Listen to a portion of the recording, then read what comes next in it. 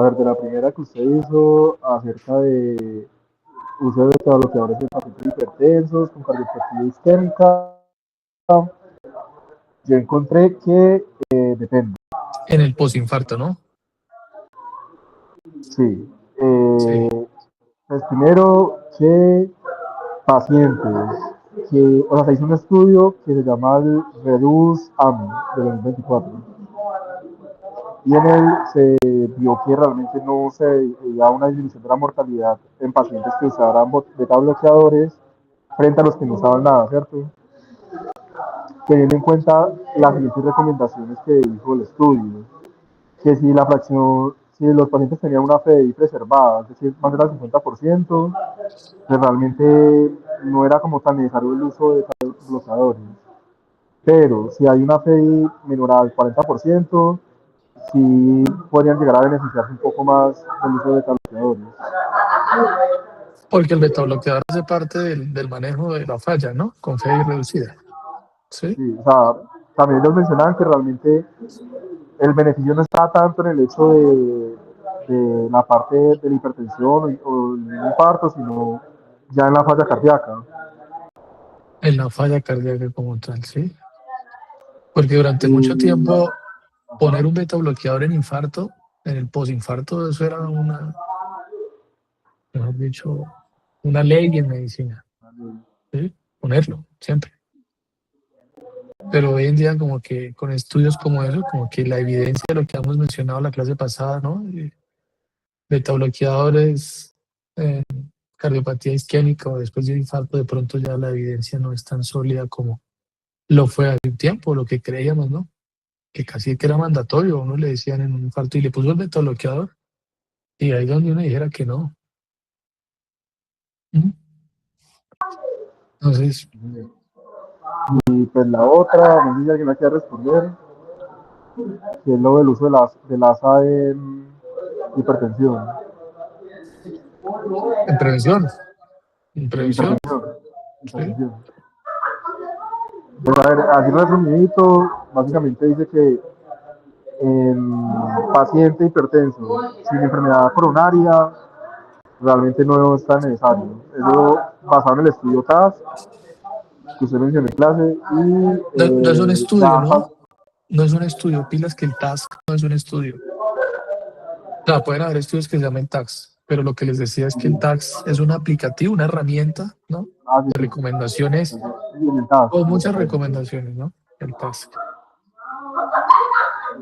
Pero mentira, esa no era una pregunta. La otra pregunta era lo del Pero no, sí, amlodipino. lo de la aspirina también lo discutimos, ¿no? Sí, pero usted lo respondió. En pacientes con enfermedad coronaria Prevención o secundaria, vascular en general, usaba. sí, prevención secundaria. Y la otra era Pero la de en prevención primaria levoamlodipino no. contra La del amlodipino. amlodipino y levoamlodipino. Eso, Tomás, ¿qué encontró de amlodipino y levo? Igual, no igual, lo Pues Doc, mismo. en sí, las diferencias es, pues en sí la eficacia va a ser muy parecida y ya lo que se va a tener como de diferencia entre el levo y AMLO es que se va a dar una menor dosis. Por ejemplo, pues de levo se da 2,5 y en AMLO se da 5 miligramos. Y con lo que estábamos hablando la clase pasada, de lo del edema, que sí puede causar como un poquito menos de edema el levoamlodipino. Yo leí que el levo como que reducía en el estudio Reduce Edema, decía que podía reducir incluso de un 70 a un 80%. Y por eso se ha posicionado también levanlodipino, ¿no? Y está en Colombia y de pronto eso puede cambiar un poquito la forma en que uno prescribe los calcioantagonistas, ¿no? De pronto ya no No, tan, pero tanto aquí en amlodipino, Colombia sí está sino... disponible. Sí, sí está, sí está. De hecho, si lo buscamos aquí, Leo, amlodipino, Cruz Verde o en las droguerías de confianza de cada uno, amlodipino, Farmatodo, y sale ¿en la qué? En la guía colombiana también lo mencionan ahí. Entonces, levanlodipino, ¿sí? Entonces sí hay presentaciones de Loipino y cada vez como que se va posicionando más por ahí. ¿Listo? Para que lo tengan en cuenta porque en la guía lo mencionan. Si abrimos la guía de práctica, ¿sí la leyeron? Todavía no. Ahí van, ¿no? Es muy larga.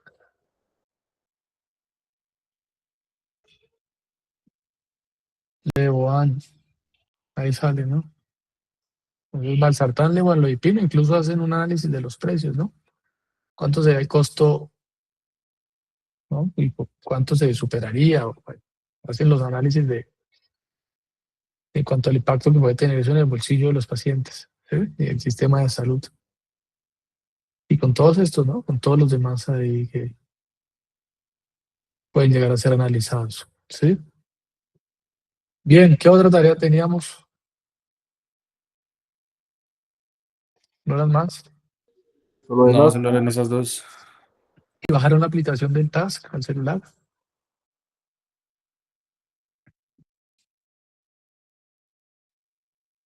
Háganle, tenganla ahí a la mano porque de verdad les va a ayudar mucho en la práctica clínica. ¿Mm? Claro, tenemos las guías colombianas que recuerdan ¿sí? Eh,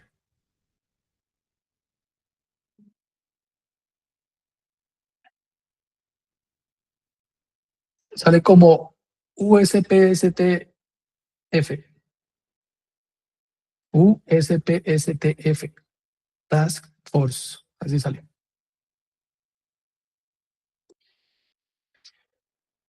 USPSTF.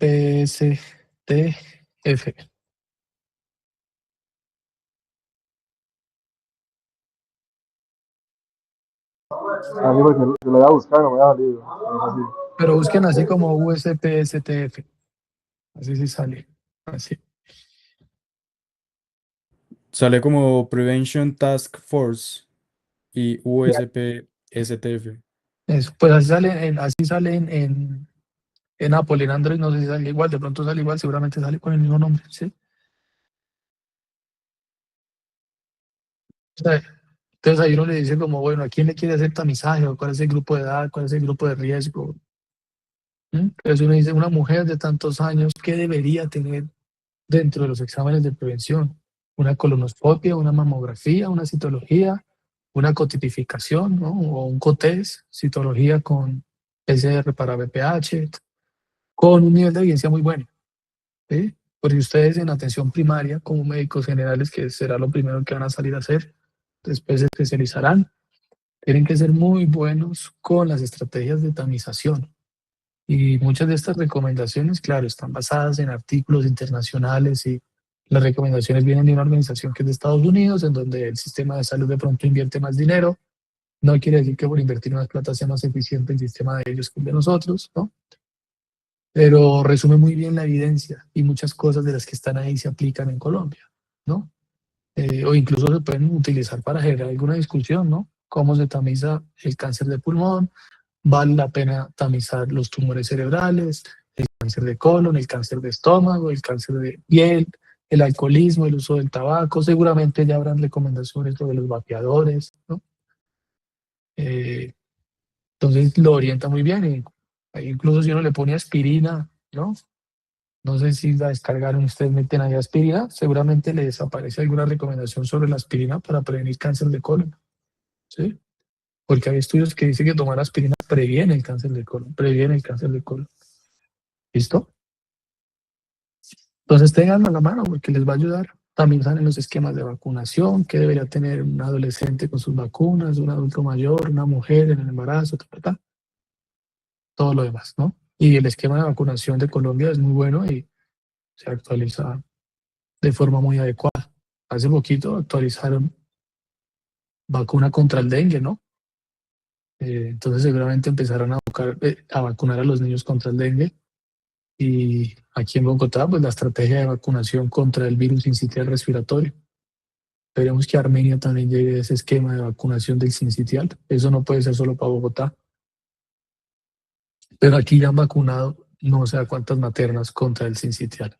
¿Listo? Bogotá va a utilizar una estrategia híbrida que consiste en vacunar a las maternas y a los recién nacidos que tengan factores de riesgo como la prematurez, pues ellos serán candidatos a un anticuerpo monoclonal. ¿Mm? Entonces es una estrategia híbrida que llaman dentro del programa de vacunación. ¿Listo? Creo que no tenemos más tareas, ¿no?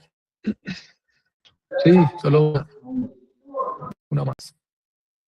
Lo de vale la pena ser tan estrictos con la meta de la atención arterial.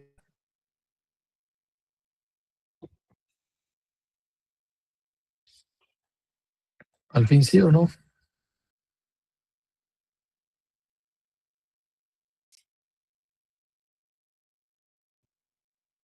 En general sí.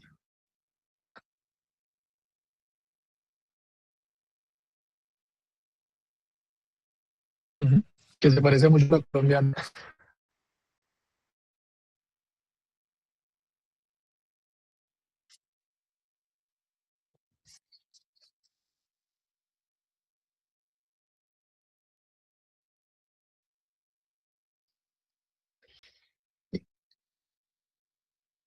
La mortalidad, sí. Por arriba de 140, la mortalidad se duplica. Eh, entonces una buena meta sería 130-80, ¿no? Sobre todo si hay alto riesgo. Pero más estricto que eso, ¿no? 120 ya toca analizarlo con mucho cuidado, ¿sí? Pero pues Y no todos los realmente, pacientes. realmente, por ejemplo, lo que hemos visto con otras guías de práctica clínica es que antes disminuye el ser tan estrictos con las metas. Porque, pues, por ejemplo, antes pensábamos en 120, 80, y ahorita han subido inclusive las metas que se esperan. ¿Las metas qué, estimado? Que hay mucha Las bulla de metas, fondo y no la alcancé a oír. sí, sí, qué pena, eso sí, acá en la universidad. Tengo mis dudas. No, entendible, Eh, entendible que hay gente dispersa por ahí todavía. Sino que, o sea, comparando otras guías de práctica clínica de otros años, se ha visto que la meta ha aumentado incluso más. O sea, ya no se espera una meta de 120-80 como antes, sino que ha ido incluso subiendo. Pues obviamente, no recuerdo dónde lo leí, pero hablaba como que obviamente la dieta, los hábitos, todo ha cambiado mucho y no se puede pretender que suba a 50. De acuerdo, estimado Alejo, de acuerdo. Y de acuerdo con lo que dice la colega, todo moverse así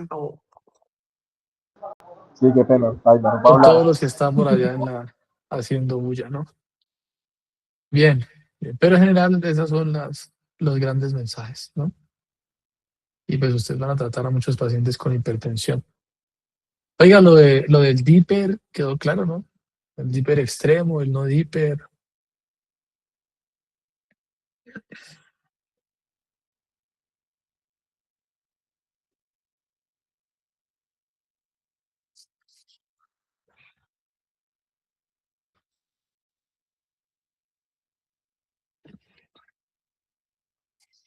Ese, ese no es un DIPER, sino un riser, que es como el que la sube, ¿no?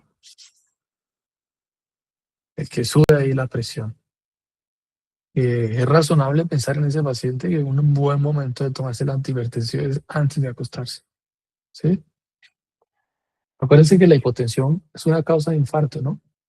Cuando las placas de ateroma son susceptibles de ruptura, lo que hace que no se desprenda la placa es la presión sobre la pared.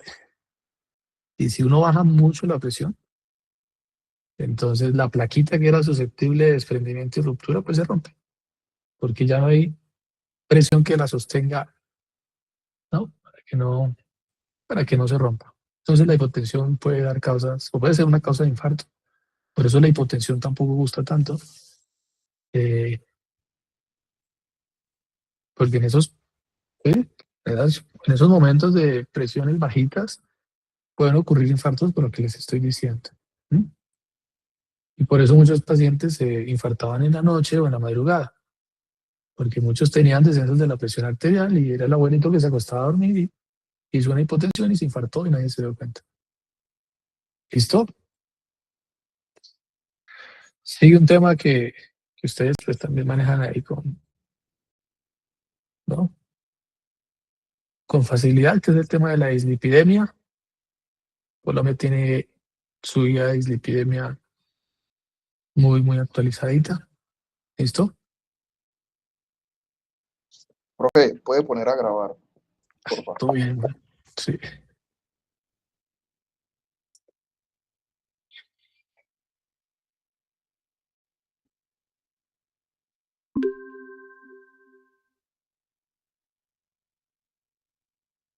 Entonces aquí quiero llamar un poquito la atención, ¿no? Cómo ha cambiado la proporción de pacientes que son elegibles a recibir una terapia hipolipemiante a lo largo de los años. ¿Sí? Entonces, en 1987, por ejemplo, con las guías de esa época y con las metas de esa época, pues solo el 8% de los pacientes eran candidatos a recibir una terapia hipolipemiante. Y fueron actualizando las guías, 94, 98, 2004, hasta el 2016. Aquí podríamos seguir incluyendo guías más actualizadas, ¿no? Las últimas de las europeas, las americanas. Pero si se dan cuenta es que a lo largo de los años, por el ajuste que hicieron en las metas y lo que los pacientes deberían tener de sus líneas de colesterol, entonces más pacientes eran candidatos a recibir una terapia farmacológica, más pacientes, ¿sí? Pero eso iba aumentando de la mano con el NNT. Entonces uno compara aquí 1994, bueno, pacientes que eran candidatos a recibir terapia hipolipemiante del 10%. Y con ese 10%, el NNT era de 40. 2016, 60% de pacientes candidatos, pero un NNT mucho más alto, ¿no? Más alto. ¿Qué opinan de eso?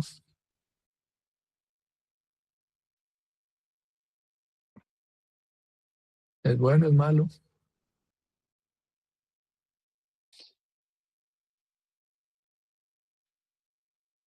Ese es el número necesario a tratar.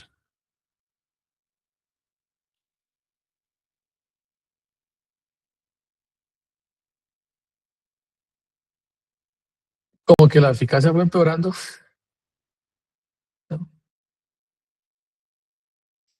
Pues tampoco son muchos, pero de 60 a 400, pues hay una diferencia importante, ¿no?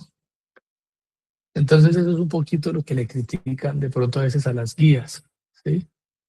Y es que de alguna forma han forzado un poquito la medicalización, ¿listo? Sin aumentar realmente los beneficios, ¿no? Y eso es por las metas. Si mañana sale una guía y dice que la nueva definición de presión arterial es 125/85, bueno, mañana se duplicará el número de hipertensos en el país con esa nueva cifra y se duplicarán los candidatos a recibir una terapia farmacológica, ¿no? Entonces a veces les critican eso a las guías un poquito, que se han puesto tan exigentes con las metas, ¿no? Que ese NNT cada vez es más grande, más grande, más grande, más grande. Y que de pronto estamos incluyendo en esta proporción de pacientes a pacientes no de tan alto riesgo que de pronto no necesitan un medicamento y que por eso mismo su NNT es tan alto, ¿no? Entonces como que se va diluyendo esos beneficios. Claramente aquí las metas pues escogían a los pacientes de más alto riesgo y cuando los pacientes tienen tanto riesgo pues es más fácil evidenciar sus beneficios. Pero en los de bajo riesgo de pronto los beneficios de una terapia farmacológica como que no son tan evidentes, ¿sí? Y de pronto es un poquito lo que ha pasado con las guías, ¿sí? Y por eso a veces se generan muchas discusiones ahí de por qué medicalizar tantas dislipidemias, si de pronto el beneficio no es el que creemos, ¿sí? Pero pues es importante, digamos, seguir unas metas, ¿no? Definir bien al paciente y a dónde lo queremos llevar, teniendo en cuenta también este numerito que nos tiene que llamar la atención. ¿Cómo se calcula un NNT?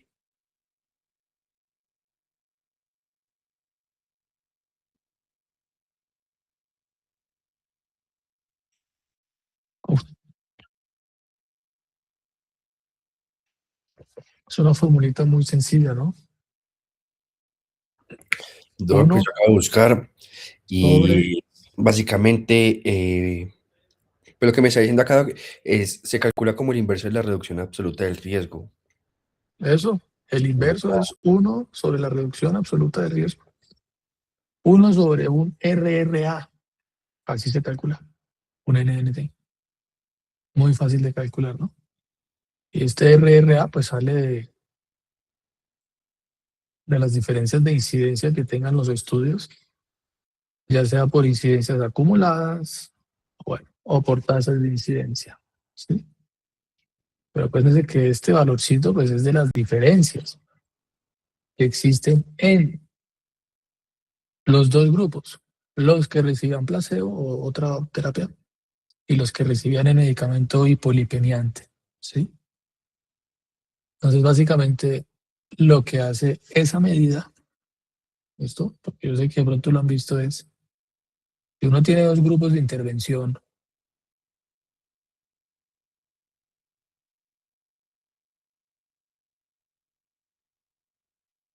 y ellos están expuestos a la estatina. E1 es expuesto, E0 es no expuesto. Si las estatinas de verdad tienen un impacto en los eventos, entonces la incidencia de E1 estaría por aquí, bueno, dependiendo de lo que el artículo encuentre, ¿sí? ¿Ves este pedacito de acá? Este pedacito, ¿no? Hace referencia a esa reducción del riesgo, ¿sí? A lo que estamos previniendo con la terapia, ¿sí? Lo que se previene. Gracias a la terapia, no gracias a otra cosa. Porque esta incidencia puede ser más bajita en el grupo de las estatinas, por otras cosas también, como por dejar de fumar, hacer ejercicio, bajar de peso, porque todo eso disminuye la incidencia de los eventos cardiovasculares. Pero cuando uno asume que esa diferencia, esa reducción de riesgo es por la exposición, bueno, pues tocará asumir que es por el medicamento, ¿sí? Por el medicamento. Entonces, uno sobre esa reducción de riesgo, pues permite calcular el NNT, ¿no? Y las estatinas tienen muchos estudios donde les han calculado sus NNT, ¿no? ¿Cuántos pacientes hay que tratar para prevenir un evento, ¿no? Uno, atribuible a la exposición. ¿Se pueden prevenir más? Sí, atribuible a otras cosas también. ¿Listo? Bien. Y esta medida pues siempre será importante, ¿no? Por ejemplo, la fluoxetina. ¿La fluoxetina qué medicamento es?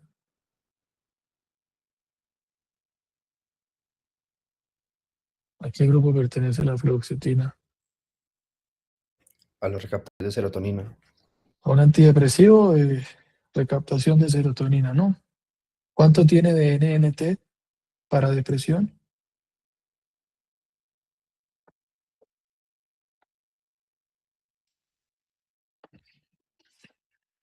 No importa, búsquenlo. 13 a 20. 13 o 3, ¿viste? No te olvides. 13 a 20. De 13 a 20. Buen NNT, ¿no? Me parece un número bastante bueno para un antidepresivo. ¿Sí? No es un número tan alto. Bien. Entonces tienen que estar familiarizados con esta medida. ¿Esa medida a qué medidas pertenecen? ¿A las medidas de frecuencia? ¿A las medidas de asociación? ¿O a qué tipo de medidas?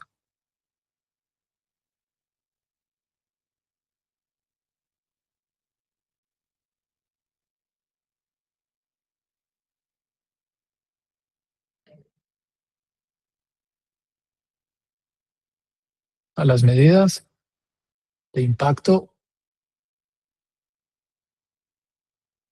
poblacional, ¿no? ¿Me siguen?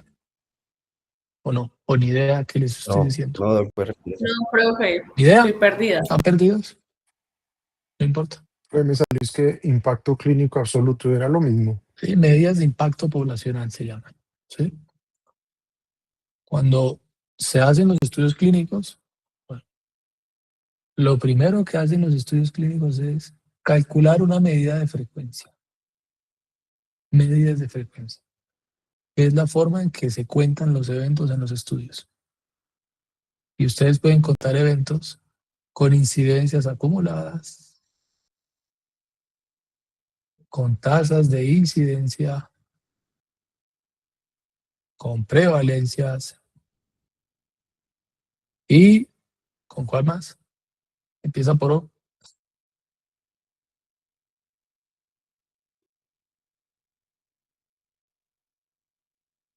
Eso. Estas son las medidas de frecuencia. Entonces uno cuenta infartos con incidencias acumuladas, o con tasas de incidencia, o con prevalencia, o con OS. Dependiendo del tipo de estudio, pues, o uno cuenta con prevalencia, dependiendo del diseño del estudio, ¿no? Un estudio de casos y controles difícilmente les va a permitir calcular una incidencia acumulada o una tasa de incidencia. No es imposible, no es imposible. Se puede, pero no es lo más fácil que con un estudio de casos y controles uno ande reportando en los resultados un HR, ¿no? ¿Ustedes han visto estudios de casos y controles que les reporten en los resultados el HR, el hazard ratio? Casi siempre reportan es un OR. Sí, ¿No? Sí, que estimada. Sí, o no son debería. raros de Con ver confianza. Hágale. son más Está raros bien. de ver los hazard ratio, pero sí se ven. En los de caso y control. El HR es muy fácil de ver en un ensayo clínico controlado. Muy fácil. Porque todos los ensayos clínicos controlados usualmente calculan tasas de incidencia. Entonces el HR es muy fácil de ver en los ensayos fase 3 de las vacunas, de fármacos nuevos para bajar de peso, de los antidiabéticos, de antihipertensivos. Bueno, casi siempre. Pero porque la tasa de incidencia fácilmente calcula un HR, ¿no? Pero los estudios de casos y controles, le dicen los CACO, caso, control, C y C, usualmente tienen como medida de frecuencia el OS. Y por eso casi siempre los estudios de caso y control les reportan como medida de asociación 1R. 1R. Las otras medidas de asociación son el riesgo relativo, el HR, ¿no? Por aquí una que se llama la razón de prevalencia. La razón de prevalencias. ¿Listo? Y con eso, pues lo que saben interpretar de cada una de estas medidas. Entonces, las medidas de asociación, como su nombre lo indica, asocian dos medidas de frecuencia, que son estas, en la escala multiplicativa. En la escala multiplicativa. Por eso cuando ustedes interpretan un OR, un RR o un HR, ustedes dicen el riesgo de el evento se multiplica 2.3 veces, 2.8, 5, 60. Bueno, eso también lo pueden interpretar en porcentaje, ¿no? ¿Hasta ahí me siguen? Esta discusión que estamos teniendo es ahí como un plus de lo que estamos hablando, pero porque estamos hablando de los NNT, ¿no? Pero si alguien dice, no, profe, yo no entiendo esto. O ahí vamos más o menos, pues no pasa nada. Le sacamos 10 minuticos y lo hacemos con más calma. Todos saben interpretar una medida de asociación, ¿no?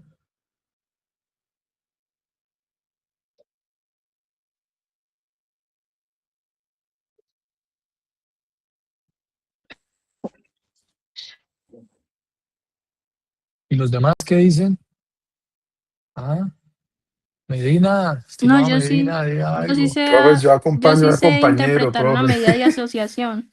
Hágale, Jimena. Si a ti te dicen que un estudio tiene un OR de 2.3 ¿Qué significa eso? Que la medida, una de las medidas fue 2.3. El OR de eso fue 2.3. ¿Tú cómo lo interpretas?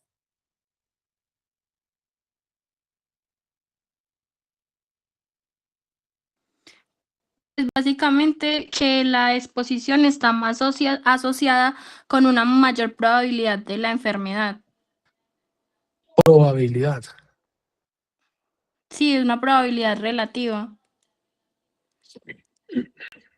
No sé si es correcto. Sí, es una Básicamente como asociación. que las personas expuestas tienen 2.3 veces más probabilidades de presentar la enfermedad que las no expuestas. ¿Y cuánto es 2.3 veces más?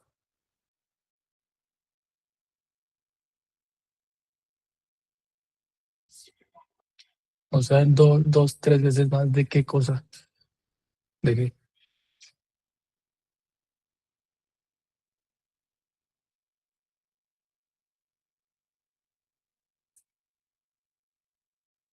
¿De cuál riesgo? Contraer la enfermedad. De tener el evento, de tener el evento. El evento puede ser una enfermedad, claramente, ¿no? Pero entonces, como dice Jimena, la exposición multiplica el riesgo 2.3 veces. El riesgo, ¿cuál riesgo? O sea, es 2.3 por cuánto. Porque uno dice, exponerse a eso multiplica el riesgo 2.3 veces. Pero la pregunta es 2.3 veces multiplicado, ¿cuál riesgo? ¿Cuál?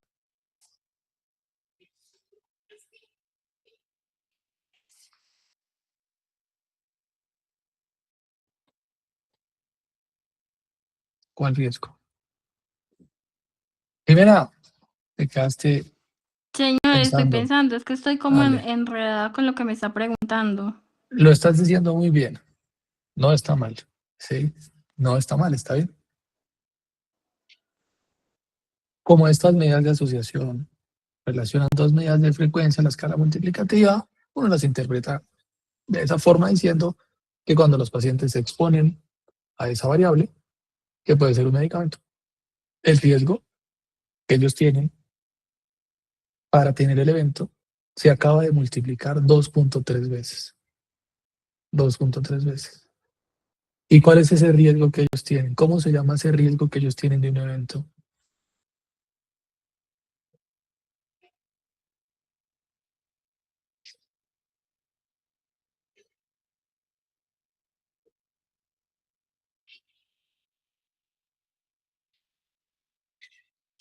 ¿Ese riesgo tiene algún nombre? Pero no son los odds.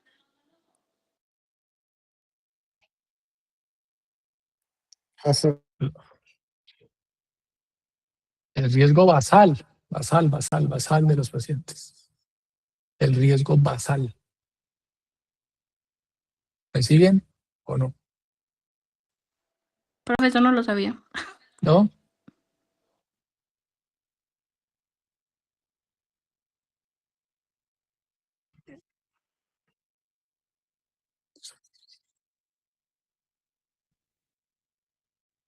Pero no importa que no lo hayan visto, ¿no? Pero entonces uno dice, el riesgo relativo de ese estudio, de esa variable, fue 1.8. Bueno, es 1.8 por el riesgo basal que tenían los pacientes. Porque todos los pacientes tienen un riesgo basal de un evento. Todos. Todo el mundo tiene un riesgo basal para que algo se presente. Y si ese riesgo basal, por ejemplo, es infarto, yo les hago una pregunta. Ustedes ahí sentados o los que están escuchando, ¿tienen algún riesgo basal de infartarse? Solo por ser hombres, por trasnochar, por estudiar medicina, por no dormir bien, por hacer turnos, ¿tienen un riesgo de infartarse? Sí, claro. Ese es el riesgo basal de ustedes. ¿Para qué? Para infartarse. Pero si hicimos un estudio en donde queríamos ver el impacto del cigarrillo en infarto, y al final nos dicen fumar aumenta el riesgo relativo 1.8 veces. Entonces uno dice, estos sujetos que tienen un riesgo basal de tanto de infartarse, porque son así, si se ponen a fumar, ese riesgo que tenían ahora se multiplicó por 1.8 veces. ¿Me siguen? Por eso uno dice entonces que las medidas de asociación que dan más de uno, pues están asociadas a que el evento se presente más veces. ¿Pero por qué? Porque están multiplicando el riesgo basal que tiene cada persona de que algo le pase. Ya sea 1.8 Pero- veces o 100 veces, no sé cuántas veces nos vaya a dar el estudio. Profe, una pregunta. ¿Ese 1.8 representa el 80% más de riesgo? Sí, Ah, ok. sí. Entonces uno puede decir, el riesgo de ellos ya tienen un riesgo. Ahora es 80% más si es que se exponen. O ese riesgo que tienen, ese riesgo se acaba de multiplicar 1.8 veces. Porque todos estamos en riesgo de algún evento en salud solo por ser personas. Así todavía no estemos expuestos. Pero si yo me expongo a algo, mi riesgo puede aumentar o puede bajar. Porque si yo tengo un riesgo basal de infartarme, porque fumo, tomo, soy sedentario, soy obeso y tengo un riesgo basal de infarto, y cuando me expongo a una estatina, el riesgo de eso ahora es 0.8, quiere decir que la exposición me está disminuyendo este riesgo basal que yo tenía para infartarme. O sea que ahora tomar la estatina me va a proteger de que yo me infarte, porque me está disminuyendo ese riesgo que yo tenía en presencia del medicamento. ¿Sí es claro? Más o menos.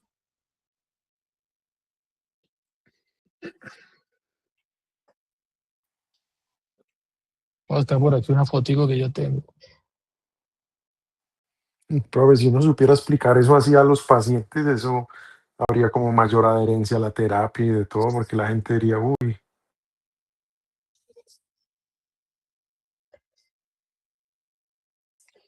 Se supone que los estudios de cohorte y los ensayos clínicos, ¿sí?, usualmente calculan incidencias, casos nuevos de algo.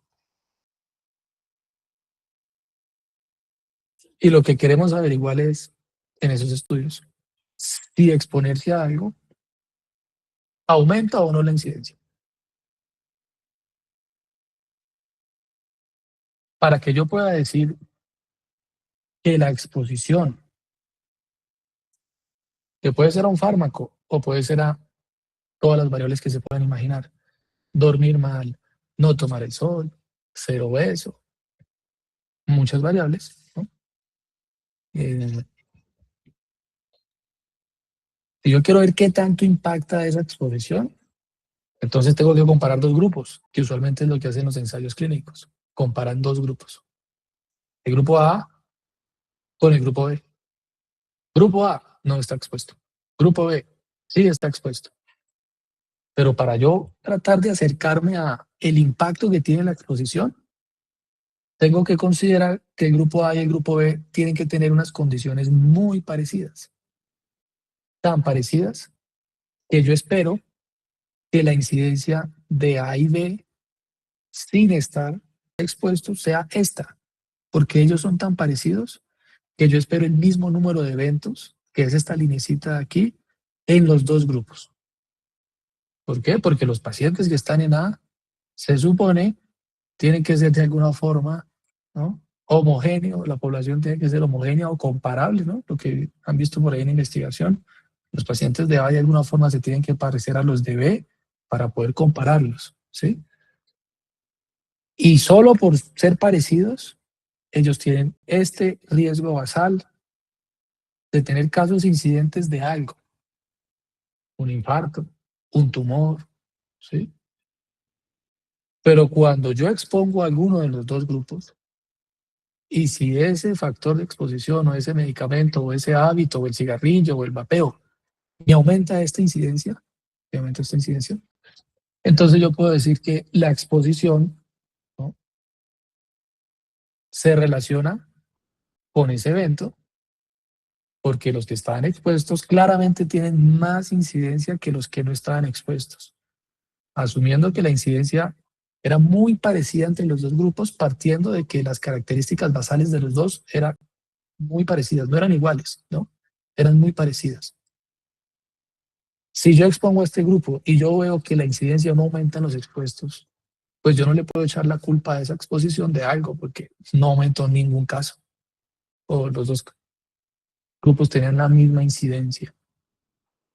Entonces lo que estamos diciendo es que cuando uno tiene una medida de asociación, por ejemplo un riesgo relativo, y le dice el riesgo de ese paciente o la medida del estudio fue 2.3, lo que estamos diciendo es que el riesgo basal, este riesgo, que estaban los dos grupos de los que tomaban y los que no tomaban medicamento, pero claro, como ellos sí lo tomaban, bueno, este riesgo basal ahora se multiplicó el doble, pero ellos ya tenían un riesgo de base al entrar al estudio.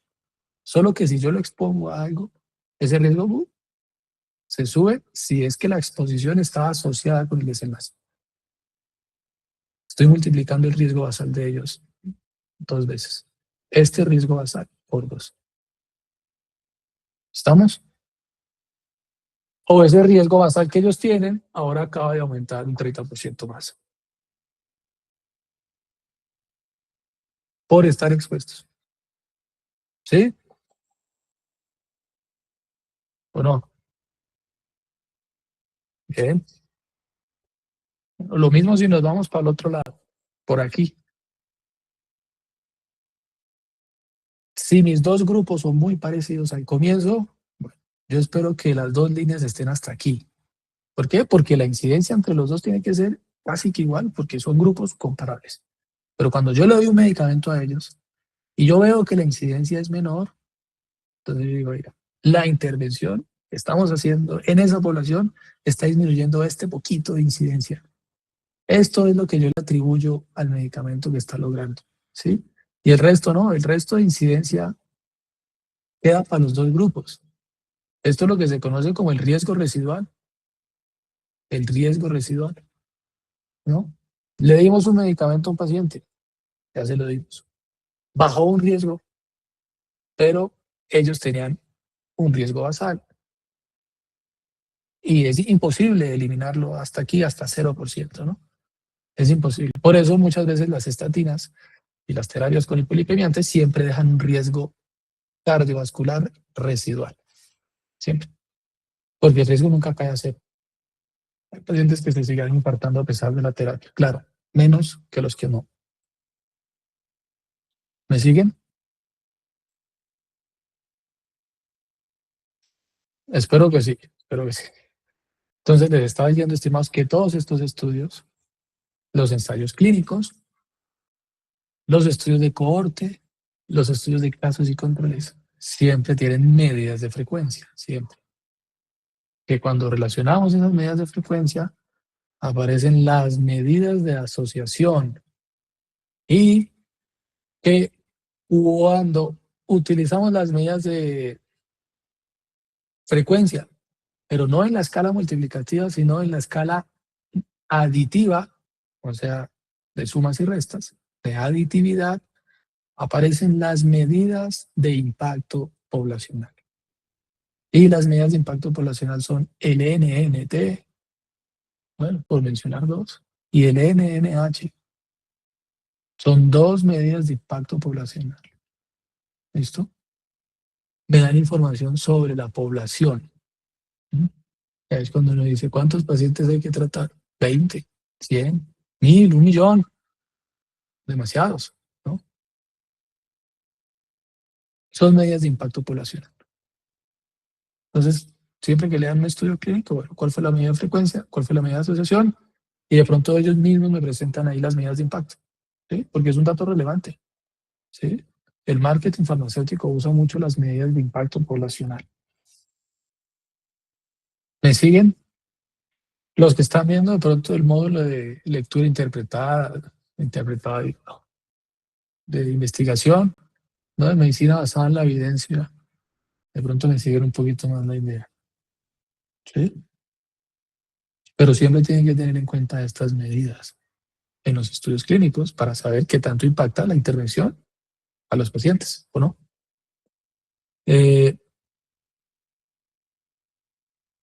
Entonces hay estudios que solo permiten calcular ciertas medidas, ¿no? El estudio de cohorte, los estudios de cohorte permiten calcular todas las medidas de frecuencia, el odds, la incidencia acumulada, las tasas de incidencia. Los estudios de cohorte pueden hacer eso usualmente. Y como puedo calcular esas medidas de frecuencia, pues también puedo calcular todas esas medidas de asociación en un estudio de cohorte. Entonces, un estudio de cohorte les va a dar o el OR, o el HR, o el riesgo relativo. Pero los estudios de casos y controles solo calculan ORs. Porque como no pueden calcular incidencias de forma directa, es un poquito más difícil. ¿Me siguen? Más o menos. Bien. Jimena. Se fue Jimena. Señor, aquí estoy. Entonces, ¿los estudios de caso y control calculan HR, sí o no? Según lo que estuve leyendo, no es lo más usual. No es lo más usual. Pero tampoco es que sea imposible, ¿no? No es lo más Es verdad. usual, pero tampoco es que sea imposible. Lo que Pero vi vamos, era que habían estudios como de supervivencia, no sé a qué se refieren con supervivencia, que eran los más comunes para hacer el hazard ratio, porque los casos y controles tienen más común los odds ratio y los de cohorte el riesgo relativo. ¿todos saben de dónde viene un OR? Bueno, yo sé que lo de medicina basada en la evidencia es una electiva, pero hay una materia obligatoria que se llama investigación. Sí, Bueno, ¿y cómo van ahí en investigación con los OR? pues bien, Tomás, los ¿ha visto ORs? Tommy sí. Sí, Doc, claro. ¿Cómo se calcula un OR, Tomás? Yo, Jimena explica mejor. es que a mí me gusta mucho investigación, profe. Hágale, pues responda entonces, ¿por qué un estudio de caso y Los, control no puede los calcular un odds HR? ratio, ¿cómo? Entonces, ¿por qué un estudio de caso y control no puede Lo calcular primero un que uno tiene que sacar son HR? los odds. No te No sé si oí. me están escuchando. Ahora Espera un sí, momentico, profe, porque creo que es el ahora sí. internet. No, ya nos te oímos. A ver. ¿Cómo? ¿Cómo se calcula un OR?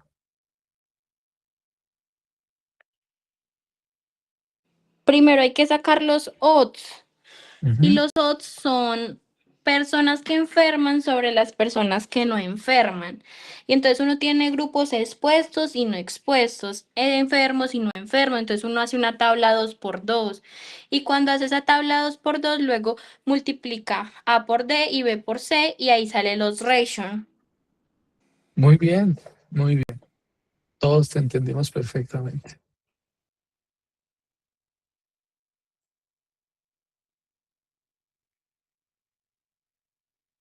1/8 es igual a la probabilidad del evento sobre 1 menos la probabilidad, ¿no? ¿Eso está claro? ¿O no? Eso. La probabilidad del evento sobre 1 menos la probabilidad.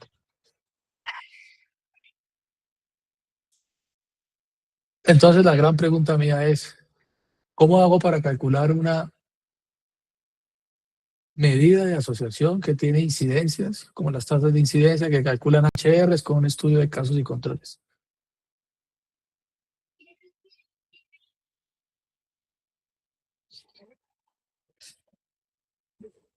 Otra es la pregunta, profe, por favor. Entonces, ¿cómo hago para calcular un HR, que es una medida de asociación que utiliza tasas de incidencia, pero utilizando un estudio de casos y controles? Porque los estudios de casos y controles solo pueden calcular ORs. Tú me lo dijiste que los estudios de caso y control solo calculan ORs.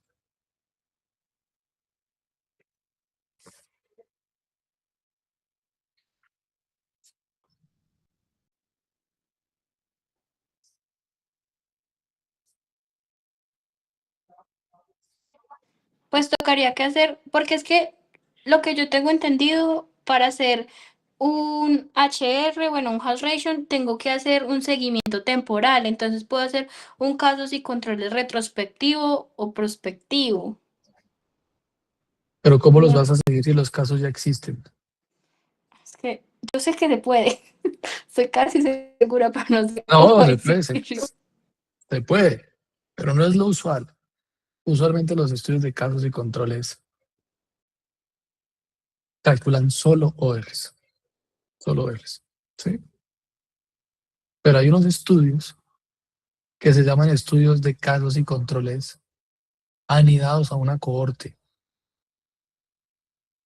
para que se lo dejen por ahí grabadito, ¿sí?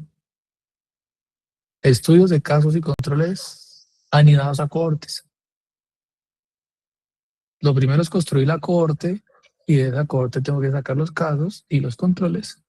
Y pues yo asumo que como los casos y los controles salieron de una cohorte, entonces podría calcular medidas como si fueran de los estudios de cohorte, pero realmente fueron estudios de casos y controles, ¿sí? Pero bueno, No, profe, pues nosotros sí hemos visto investigación, pero no así tan avanzado. no, solo Eso no. es como un tipo de estudio más, ¿sí? Solo es un tipo de estudio más. Los estudios de caso y control anidados a cohorte se llaman, ¿sí? Les voy a mostrar un ejemplo como para que se lo queden en el imaginario, ¿no?, de que esto es posible en investigación, ¿sí? Hicieron un estudio con unos gemelos para ver el riesgo de cáncer. Lo publicaron el año pasado. Ustedes saben que los estudios de caso y control son muy buenos para determinar factores de riesgo de las enfermedades. Los investigadores querían averiguar si la exposición a la tinta de los tatuajes daba linfomas y cáncer de piel. Y se hizo un estudio danés con gemelos, ¿no? Un caso gemelo, el control era el otro gemelo. Entonces, chévere que lo hayan hecho con gemelos porque muchas variables de confusión quedaban ahí resueltas, ¿no? Y aquí dice,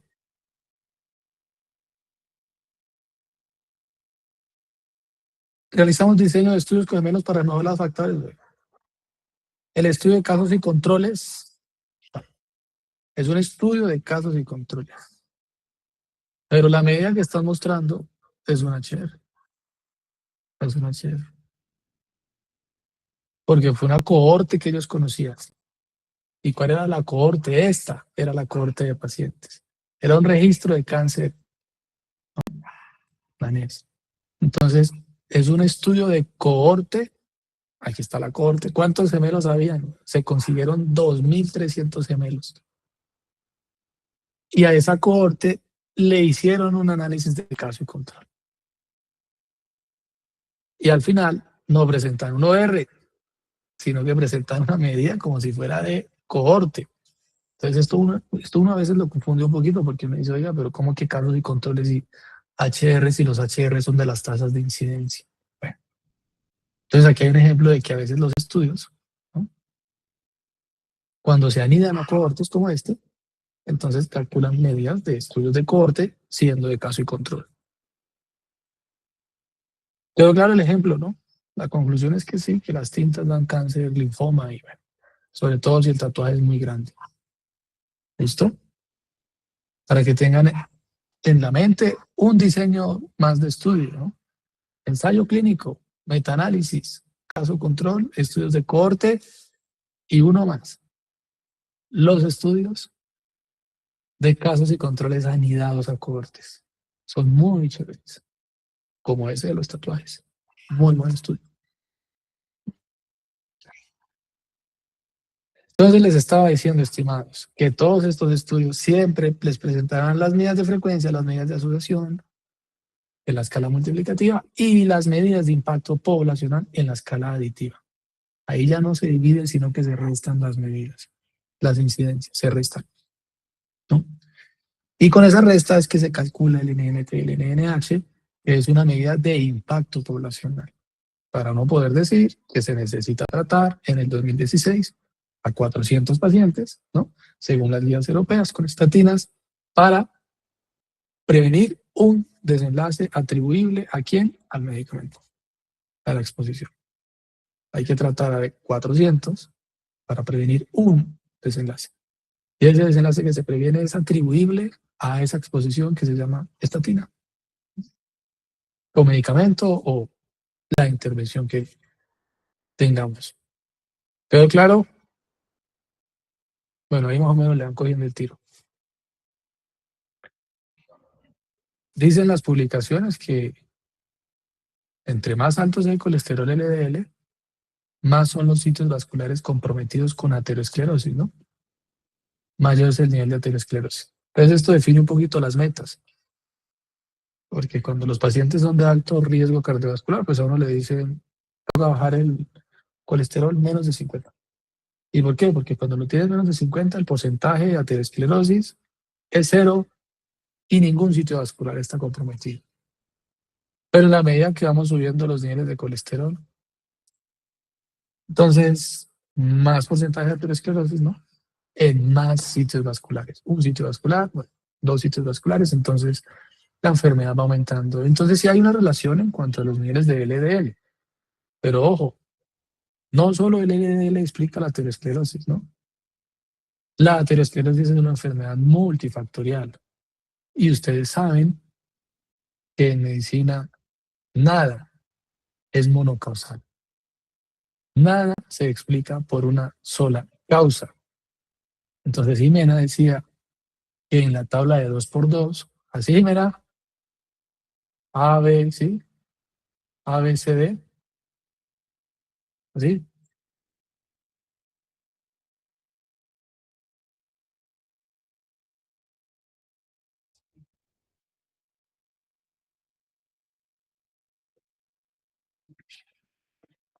Bueno, Jimena se fue. No, Así es la tabla de profe. 2×2, ¿no? Haciendo la Sí, tabla de así es. 2×2. Así es la tabla de 2×2. Es A, ajá, y luego multiplica entonces A por D y B por C. Eso, así se calcula 1R. Ajá. ¿Cuál es el problema de esta tabla, Jimena? ¿Qué asume qué? ¿Qué asume esa tabla de 2×2? No, pues no sé, profe. Es una tabla monocausal, ¿o no? ¿Sí me entiende Sí lo que es. estoy diciendo? Sí, señor. Es una tabla monocausal, porque los casos que se presentarían aquí solo estarían atribuibles ¿a quién? A esta exposición de aquí, bueno, a esta que está aquí. Y no, los casos no solo se presentan por estar expuestos a una cosa, Sí, sino a porque estar muchas veces expuestos son, a muchas. exacto, son multifactoriales. Muy bien, por eso los análisis son multivariados en los estudios.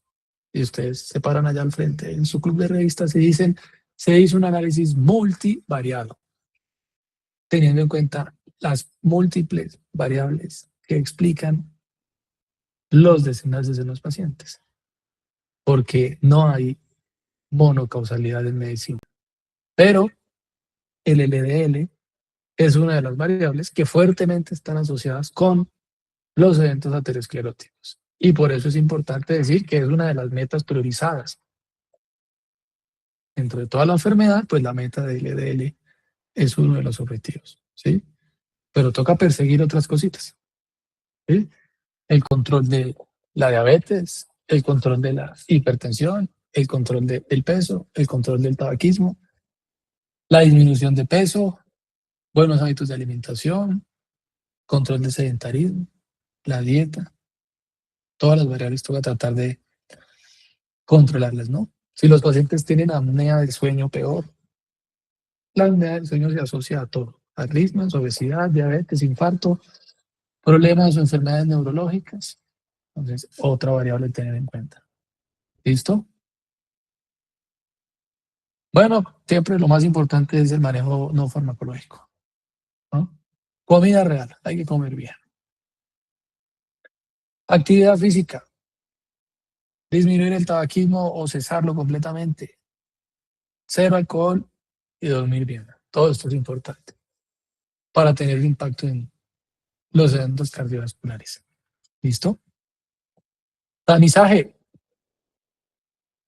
Aparecen las recomendaciones de Colombia, pero también aparecen las recomendaciones del TASC, ¿no? Casi siempre coinciden las guías de tamizaje. A partir de los 18 años, todos deberían tener un colesterol total, unos triglicéridos, un HDL y un LDL calculado, ¿sí? O un LDL directo, como lo mencionábamos en la clase pasada, y no se puede calcular este LDL, ¿no? Y hoy en día, pues, mayor relevancia a la LPA, ¿sí? Que dicen que los pacientes todos deberíamos tener por lo menos una medición de esto en nuestras vidas, una medición. ¿Qué saben de la LPA? A ver, aquí en voluntario.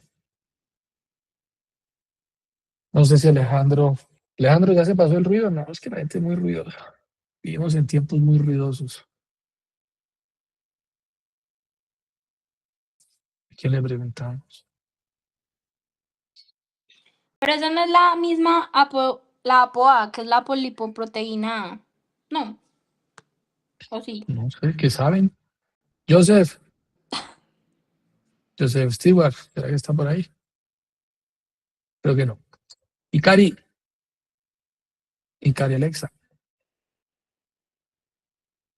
Hola, Doc. Ikari, ¿qué sabes de la LPA? No, Doc, en este momento no me acuerdo. Bueno, tienes una misión para el otro jueves, Bueno, más o Doc. menos a esta misma hora. Bueno. En 2 diapositivas, Tomás, ¿sí? No creas que es porque te estoy ahí entre ojos. No. Todo es porque todos aprendamos. En 2 diapositivas. ¿Qué es la LPA? ¿Qué es? ¿No? Y nos trata de explicar el nivel de correlación que tienen los niveles de LPA con los eventos cardiovasculares, ¿no? ¿Sí me explico con el nivel de correlación? Más o menos.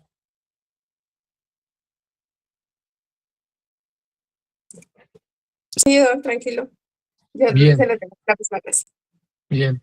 Al jueves, ¿no? Tú dices, oiga, el nivel de correlación de esto es muy bajito, o el nivel de correlación de la LPA es extremadamente elevado. Es tan elevado, la correlación es tan buena, que es un factor de riesgo independiente o dependiente, o no sé, lo que nos digas ese día. ¿Sí? Se comporta como un factor de riesgo dependiente de otras cosas o independiente. Él solito ya puede infartarla a uno, ¿sí? Porque estamos diciendo que los modelos de medicina son monocausales. Y entonces hay variables dependientes, otras variables independientes, como lo han visto en investigación. Entonces nos vas a tratar de decir qué tanto se correlaciona esto con los eventos cardiovasculares, ¿sí?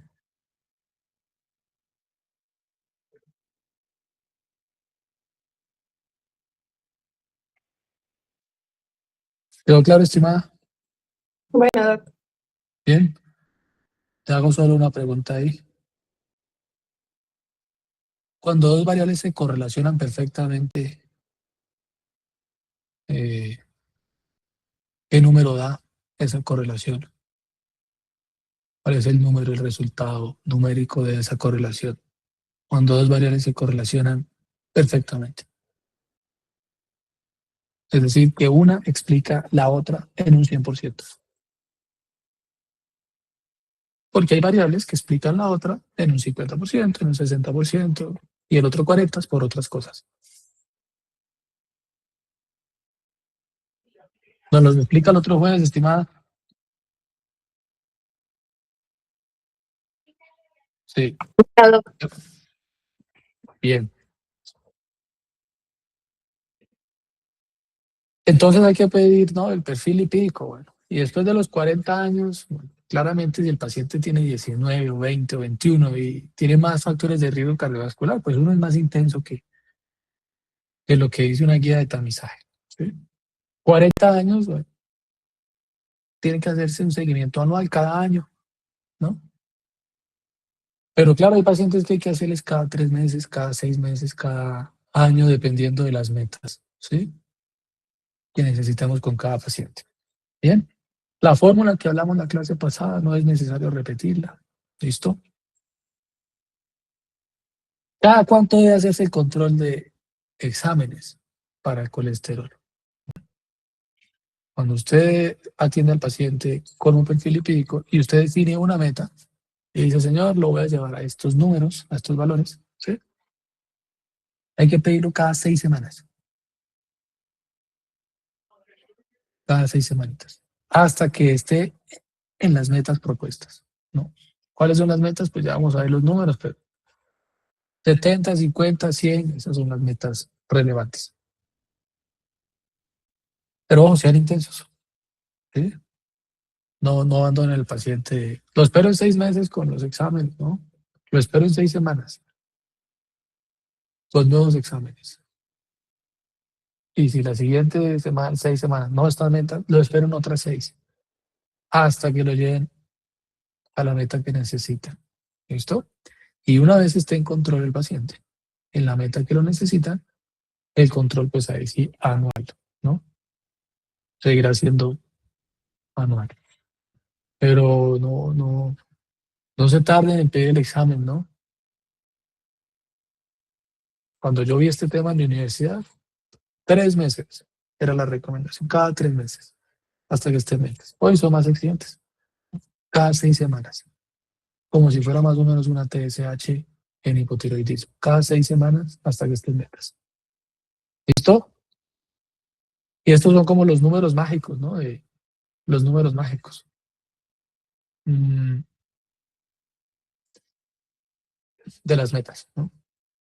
Entonces, todas estas variables, el colesterol LDL, el colesterol HDL, ApoB, los triglicéridos, la LPA, pueden tener algún nivel de correlación con los eventos cardiovasculares, ¿no? Y por eso ponen aquí las metas, porque como la enfermedad es multicausal, entonces el LDL importa, el no HDL importa, ApoB importa, triglicéridos importa, LPA importa, todos importan, todos son importantes. ¿Listo? Pero los fármacos que tenemos hoy, pues casi siempre impactan triglicéridos, ¿no? Colesterol LDL, y por ahí es donde nos vamos hacia las metas, ¿sí? Necesito un voluntario para otras 2 diapositivas para el otro jueves. Cristian, fármacos que disminuyan la LPA. Entonces la colega nos dice qué es la LPA y qué tanto se correlaciona con el evento cardiovascular, y usted nos va a decir, bueno, estos son los medicamentos que hay para bajar la LPA, disminuirla cuando se necesita disminuir. Si es que existen, o si es que vienen en curso, o si con las estatinas basta y ellas bajan LPA, o lo que encuentre, estimado, lo que encuentre por ahí. ¿Listo? De cómo bajar la LPA.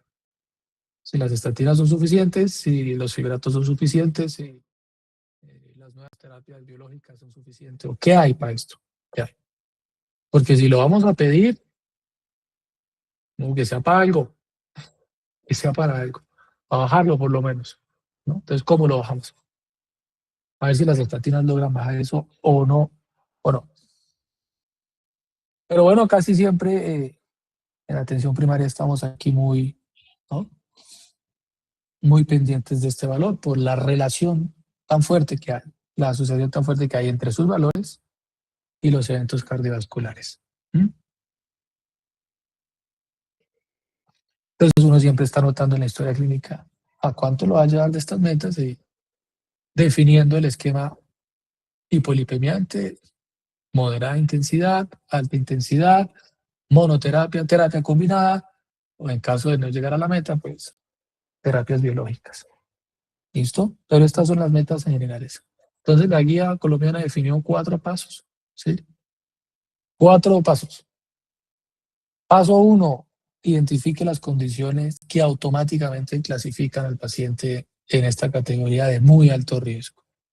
Si el paciente llega a tener algo de esto, cualquiera de estas, ¿no? Cualquiera de estas condiciones, ya ese paciente es de muy alto riesgo y queda clasificado automáticamente en la meta de LDL menos de 55, con algo de esto que se presente aquí, ¿sí? Paso 2, características adicionales. De pronto el paciente no tiene nada de esto que lo clasifique automáticamente, sino bueno, una buena anamnesis, un buen interrogatorio para identificar esas características de alto riesgo, que son todas estas, ¿no? Todas estas.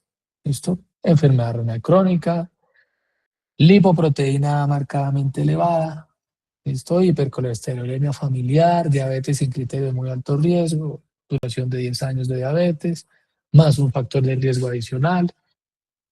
Estos pacientes, menos de 70, ¿no? Menos de 70. No olviden que muchos pacientes van a estar por abajo de 70, ¿no? 69. Pero queda un riesgo por ahí, un riesgo cardiovascular residual. ¿Listo? Siempre queda por ahí un riesgo cardiovascular residual.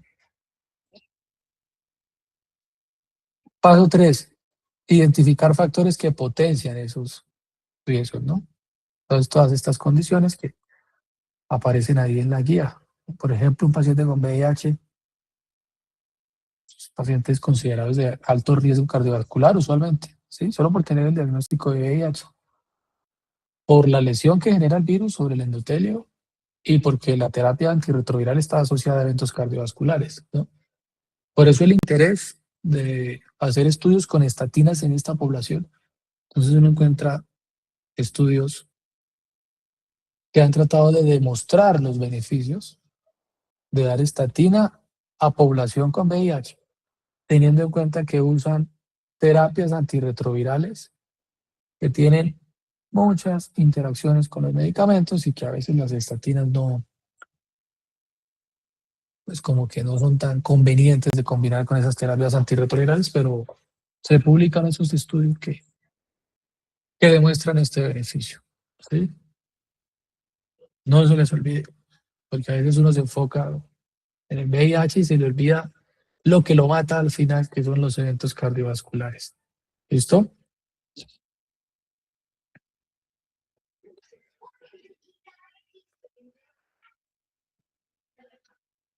...2023... pitavastatina para prevenir el riesgo cardiovascular, la enfermedad cardiovascular en personas con VIH.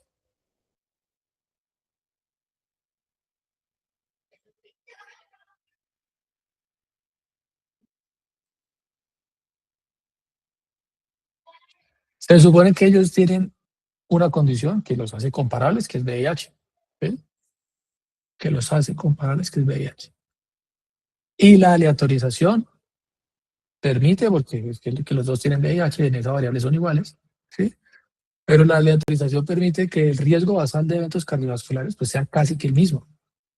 Y por eso sale aquí que viven en países de altos ingresos, casi que el mismo porcentaje, porque vivir en países de altos ingresos cambia el desenlace cardiovascular, ¿no?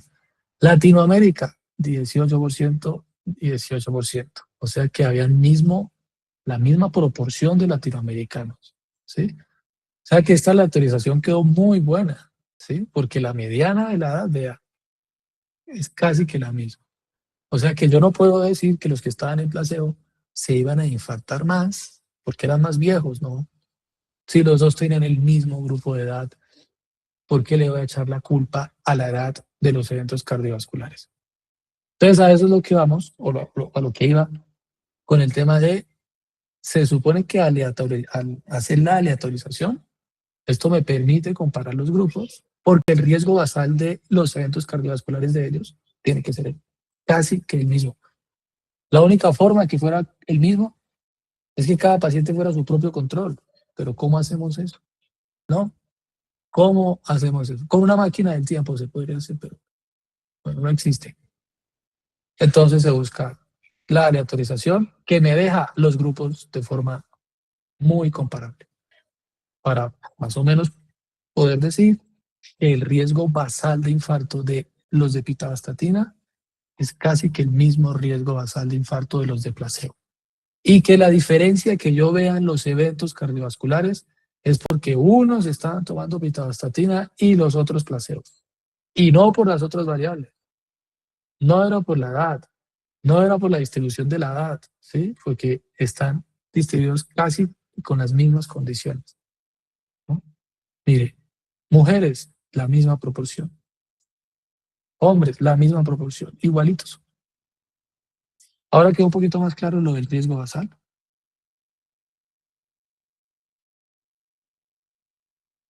¿O no? Sí, profe. Sí, con esto queda más claro, ¿no? Vea, aquí sale porcentaje o el score, ¿no? El puntaje de riesgo cardiovascular, vea. Los dos tienen el mismo riesgo cardiovascular. No tiene sentido comparar un grupo con más riesgo que así los dos tuvieran VIH. Pero los dos tienen que tener por una escala el mismo riesgo con su perfil lipídico, porque son hispanos, por todas las posibles variables, ¿no? Y otras condiciones. Los que tenían menos de 200 linfocitos, los que tenían más de 350, ¿sí? Menos de 500 CD4. Bueno, los dos grupos tenían la misma proporción de pacientes con menos de 500 CD4. Eso hace que los grupos sean comparables y que su riesgo basal de eventos cardiovasculares sea prácticamente el mismo.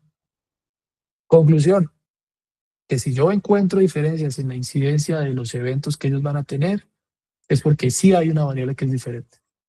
Y esa variable se llama la pitavastatina, la exposición. Entonces, después de que uno compara y dice, oiga, estos grupos son comparables, me voy a las medidas de frecuencia, ¿no? Bueno, los desenlaces, ¿listo? ¿Qué fue lo que estudiaron?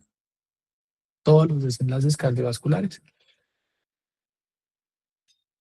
Eventos cardiovasculares, incidencia acumulada. Esta es la medida de frecuencia. Ellos empezaron a contar incidencias. Nuevos casos de esto en placebo y en pitavastatina. Los dos tienen incidencia. En los dos están infartando. Pero hay uno que tiene más infartos que el otro. Placebo. Y si los que están en placebo son tan parecidos a los que están en pitavastatina, y la única diferencia que realmente tienen es pitavastatina, es porque ese medicamento está disminuyendo los eventos. Y por eso es que después uno dice, oiga, después de esto, sacaron el HR. ¿Por qué? Porque usaron una incidencia. Y no solo una incidencia acumulada, usaron tasas de incidencia. Tasas, véanlas aquí, tasas de incidencia. Y cuando ya tenían las dos medidas de frecuencia, como tasas de incidencia, ¿no? Aquí hay una, esta es la tasa de incidencia en el grupo de pitavastatina, y aquí está la otra, en el grupo de placebo. Los dos tienen incidencia, los dos. ¿Sí? Pero es evidente que pitavastatina tiene un poquito menos de eventos que placebo. Pero esa pequeña diferencia se explica por el medicamento y cuando se dividen estas dos medidas es que aparece el HR. Y ahí es cuando uno dice, los de pitavastatina tienen menor riesgo. Su riesgo basal se acaba de multiplicar por solo 0.65. O sea, bajó el riesgo. Ahora están protegidos por pitavastatina en comparación al otro grupo. ¿Me siguen?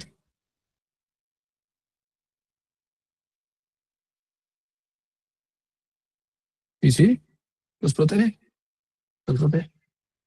Teniendo en cuenta el análisis multivariado. Los que siguen fumando, mírelos aquí, Fumadores tienen VIH y siguen fumando en los dos grupos. Bueno, ahí la pitavastatina se diluye. Claro, si uno le pone estatina, pero el paciente sigue fumando. Conclusión, hay que decirle al paciente, venga, no solo es tómese la pitavastatina, yo necesito que usted deje de fumar, ¿sí? Porque en fumadores como que el beneficio de mi estatina se empieza a diluir. El HR ya no da por el intervalo. Entonces no todos los desenlaces dieron, ¿sí? Los que eran hipertensos, mire, en hipertensos no protege. Entonces ahí uno dice, ¿será que el paciente con VIH y con hipertensión, le vamos a dar pitavastatina, se previene de los eventos cardiovasculares? Según este estudio, los beneficios no son tan claros. Claro, pues que si la hipertensión supone un riesgo adicional, supone un riesgo adicional. ¿Alguna pregunta?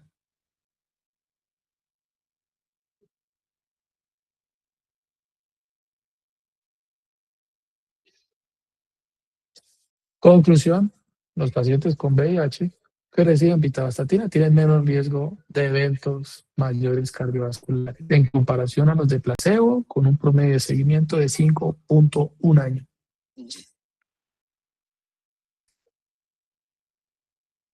¿Vamos bien?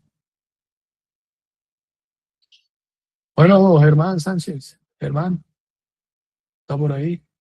Germán está doblemente conectado, así me gusta Germán Churriel. Dos veces conectado. Bueno, Germán, una sola pregunta nomás, estimado, solo una.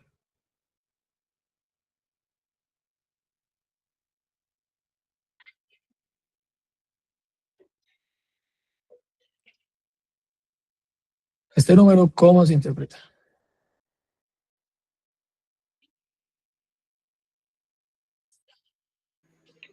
O bueno, este.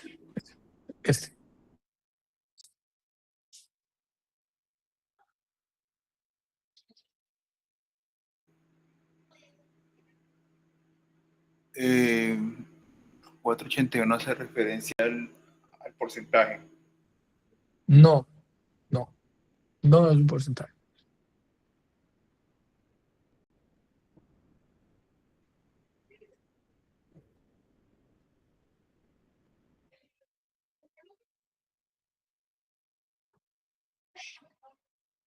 Aquí.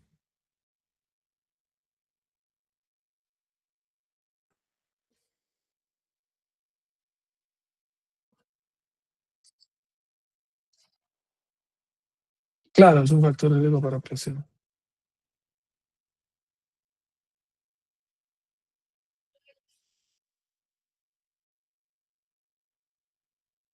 Pero es una tasa de incidencia, ¿no? Es una tasa de incidencia. Número de eventos, 89 eventos. La incidencia fueron 89 casos. Pero eso es una tasa de incidencia. Y la tasa de incidencia eran 4 por 1000 personas año. Entonces, ¿cómo se interpreta este pedacito?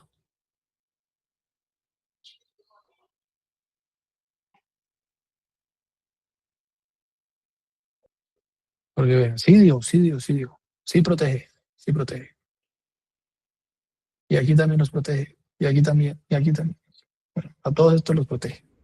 Que de 1000 pacientes hay 4 beneficios. Vamos bien. De 1000 pacientes al año, por un año, ¿no?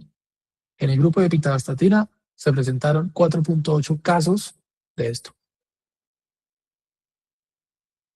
Por cada 1000 personas al año se presentaron 4 casos incidentes. Y en el otro grupo 7, bueno, más o menos 3 casos más en el otro, ¿no? Hay una diferencia de 3 casos. Y esa diferencia de incidencia es que muestra esta reducción, este pedacito que protege, por esta diferencia de 3 casos.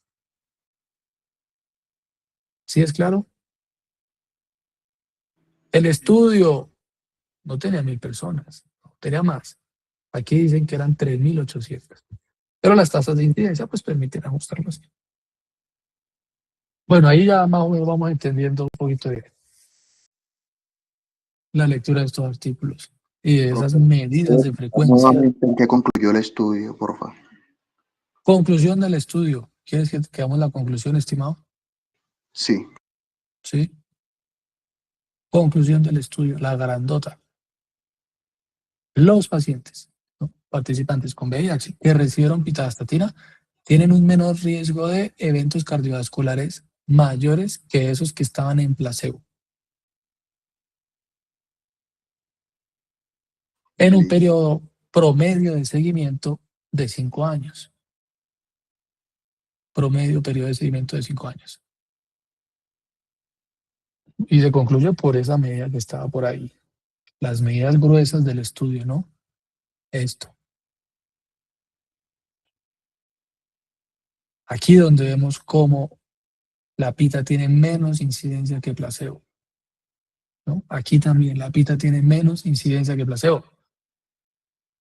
Esta es la pequeñita diferencia entre ellos, es en de estar en placebo y pitavastatina, pero con eso les alcanzó.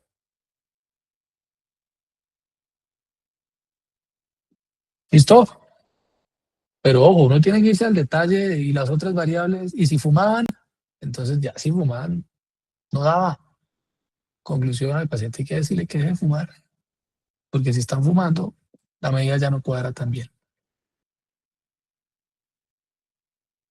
¿Listo?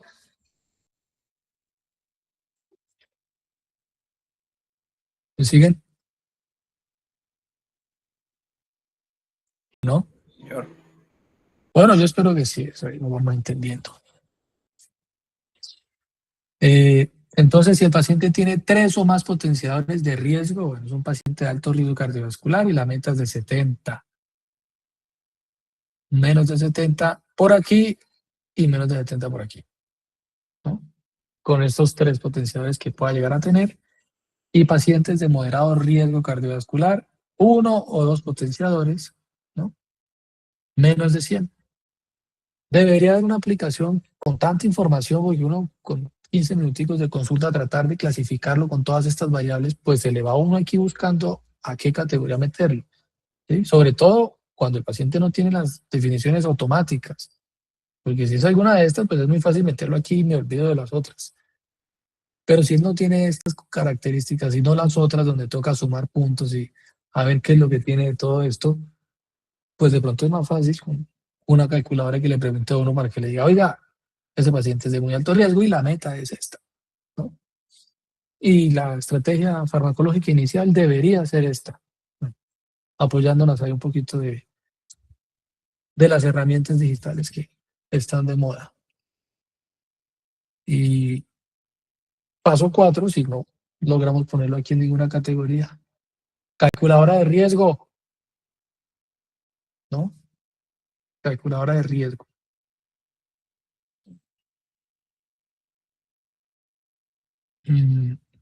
Ellos recomiendan aquí AJA, ¿no? Pero no se queden solo con lo que dice esta guía, porque de pronto en otra asignatura les pueden decir, vea, la mejor calculadora o la que yo les voy a preguntar es esta, ¿sí? Entonces traten de tenerlas como en el radar todas, ¿sí? Y no se casen solo con una. No se casen solo con una. ¿Listo?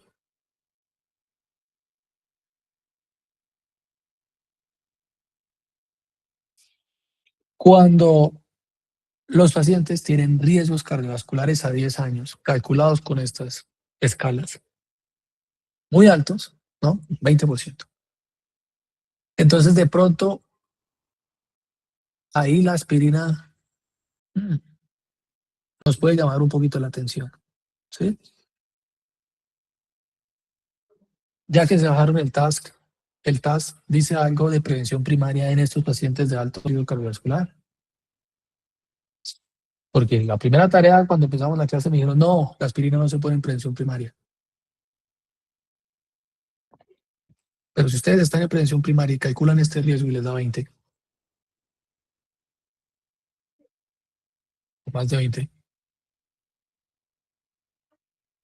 ¿La aspirina se justifica?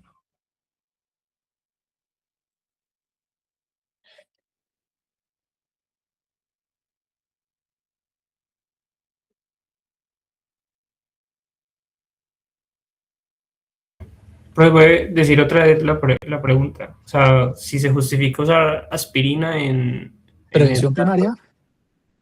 En prevención primaria, cuando el riesgo cardiovascular es así de alto. pues a la otra clase decíamos que no en primaria, pero no sé En si primaria. con alto En riesgo. general, y la respuesta es no, ¿no? Siempre ustedes van a ver, esa discusión siempre la van a tener en todos los escenarios. Aspirina en prevención primaria, no, de entrada no. De entrada no, de entrada no, de entrada no. Pero si uno dice, oiga, pero es que el paciente tiene un riesgo cardiovascular del 20%, utilizando una escala para acá, Colombia, súper validada y súper calibrada para el país. Pero la respuesta de entrada es no, estoy de acuerdo, no. Pero si el riesgo cambia un poquito, y cambia en esto, ¿no? Paciente de alto riesgo cardiovascular a 10 años. Es decir, que de 100 pacientes que tengan este riesgo, en 10 años más de 20 se infartarán. Profe, ahí no Tendrán un estaría evento justificado su cardiovascular. uso. ¿Eh? Señor, Ahí no estaría justificado su uso. tú dices que sí. Me pone entre la espada y la pared, la verdad. Se puede discutir, profe. Se puede discutir, bueno. Entonces el otro jueves, ahí con las otras dos tareas que hay por ahí.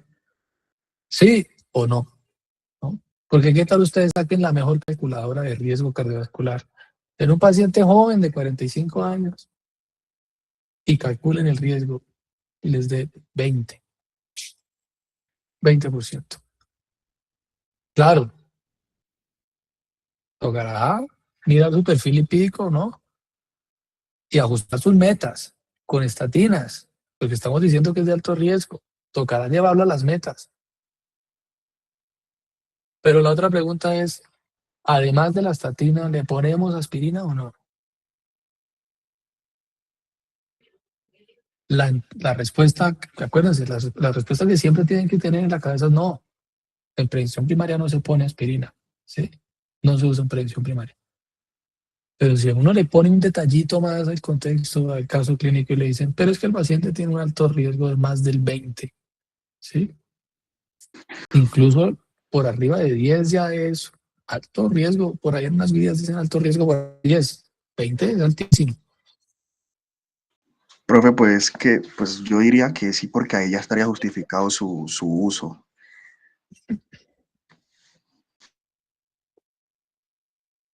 Sí, de pronto sí, ¿no?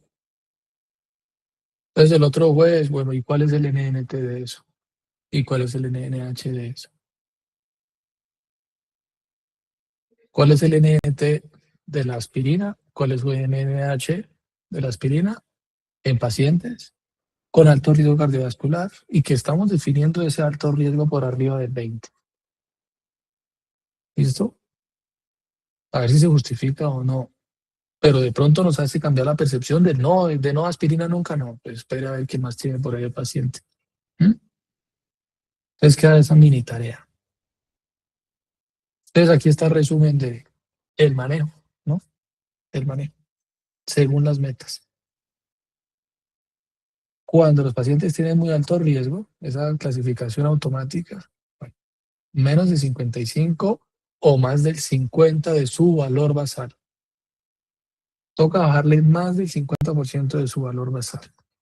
Y como meta de no HDL menos de 85, porque es otra variable que importa en el infarto, porque los pacientes no solo se infartan por colesterol LDL, sino por colesterol no HDL también, porque el no HDL hace parte de todo el mecanismo fisiopatológico de la enfermedad.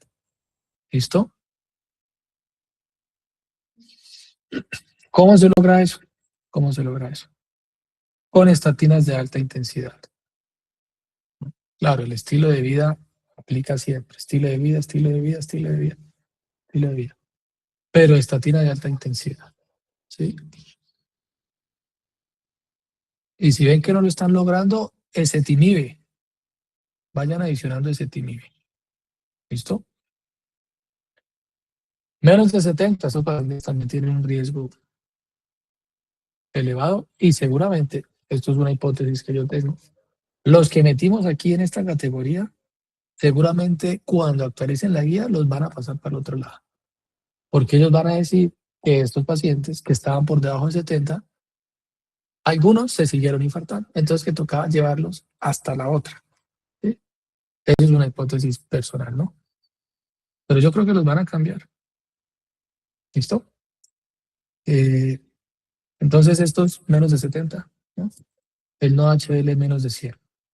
Eso se logra igual que el otro esquema, con estatinas de moderada a alta intensidad, ¿no? Y en caso de la no consecución de la meta, súmele ezetimibe. ¿Listo? Entonces vamos viendo que la estrategia más costo efectiva para el control de los lípidos son las estatinas, ¿no? Porque nadie pone en duda sus beneficios. Bueno, hay gente que pone mucho en duda sus beneficios, ¿sí? Porque para algunas personas no les hace, por ejemplo, mucho sentido que un medicamento, bueno, que se hizo el estudio, se perdió. ¿Qué se hizo el estudio del VIH? Bueno, no puede ser. Para muchas personas hace sentido que en los que tomaban estatinas habían 4 infartados y en el otro habían 7. ¿Sí? ¿Será esto así justificado con ese impacto de 3 pacientes? Pero pues, muchos estudios están a favor del uso de las estatinas. ¿Listo? Entonces, las estatinas es la estrategia más costo efectiva del control de la dislipidemia, ¿sí? Para llevar a los pacientes a las metas que necesitamos. ¿Listo? Menos de 100, ¿no? Y no HL menos de 130, estatinas de moderada a alta intensidad. O sea que el esquema siempre va a ser estatinas de alta a moderada intensidad. Y, menos importantes, los esquemas de baja intensidad. Porque cuando yo comparo los esquemas de baja intensidad con que el paciente cambie los hábitos, ahí la eficacia de las estatinas se va diluyendo. Es más fácil demostrar los beneficios de las estatinas en estos grupos de alto riesgo que en ustedes que están metidos por aquí. Ahí sí el NNT se nos dispararía enormemente, ¿no? Si el paciente tiene más riesgo cardiovascular, es más fácil ver los beneficios. Pero aquí en esto, de bajo riesgo cardiovascular, poner una estatina, ya no, su beneficio no es tan claro, ¿no?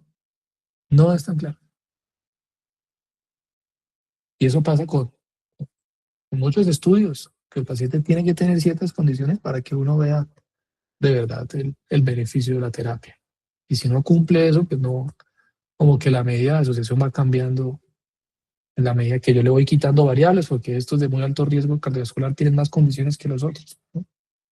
Se va ajustando el modelo por las variables que están incluidas ahí y la medida de asociación va cambiando.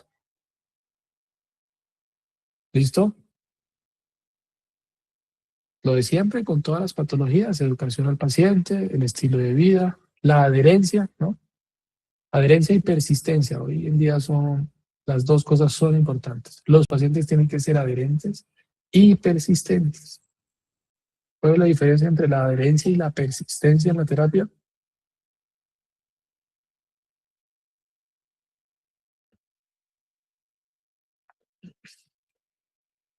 Ya no solo es adherencia, sino persistencia. Tienen que ser persistentes. La continúa a largo plazo será, ¿no? ¿Y eso no es adherencia?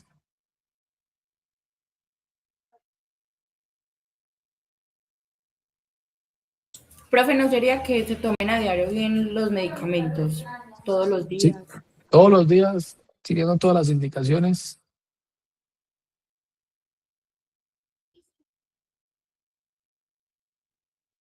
Y que así la EPS no le entregue, bueno, de alguna forma ser persistentes. Meterse la mano al bolsillo y comprar un mes de estatina, ¿sí?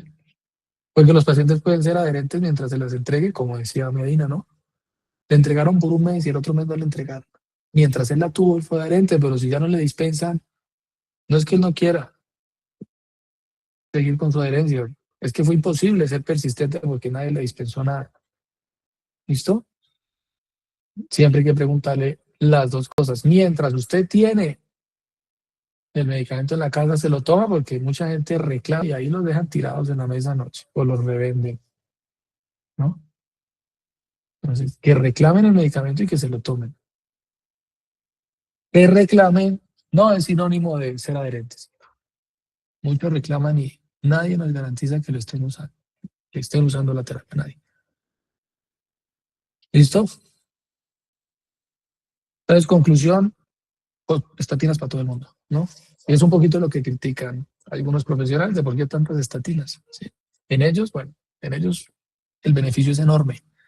En los otros, estatina, acá, de baja intensidad, lovastatina a dosis bajas, pues mejor no ponga nada y diga que estilo de vida saludable, porque ahí uno ya no ve tan claro el beneficio, ¿sí? Si no mejora con estatina y con ezetimibe, las terapias dirigidas a la PCSK, los biológicos, ¿no?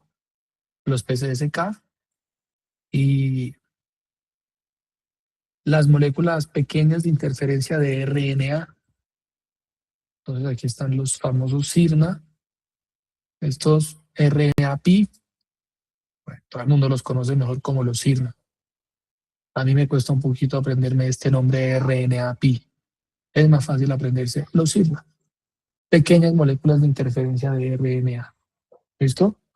Estas terapias, como son tan costosas, entonces ya el auditor no le gusta que se formulen en atención primaria por primera vez, de pronto como terapia de continuación, pero usualmente pues se requiere una remisión al especialista para la formulación de alguno de estos dos, ¿sí? Y después el especialista se los devolverá y les va a decir, síganlo reformulando todo el año y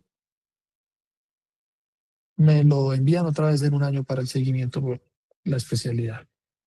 Pero cuando eso ya va anotado en la historia clínica, pues una reformulación no tiene mucho problema. ¿Listo?